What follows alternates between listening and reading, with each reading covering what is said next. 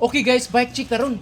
Aray ta dre. Oh, kani usa titanium, Linsky, Ridgeline, Lefty, XLR 27.5. Kasing lamian ning setup pa. Oh, sus, mo ni ang bike sa papa. Nya naka-XT po ni ang iyang setup. So, kani siya guys, pang race ready na gini siya.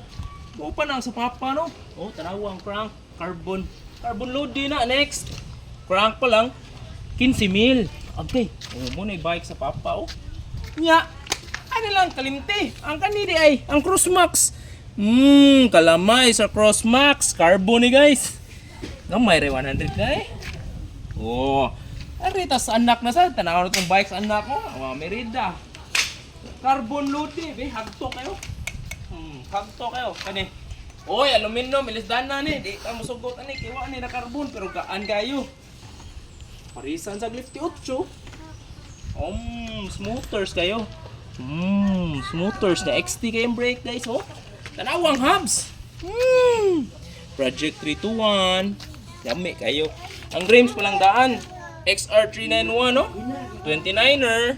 Tubeless at up. Siyempre naka-aspin ang rim. Ang nya dire likod. Ay kalimte.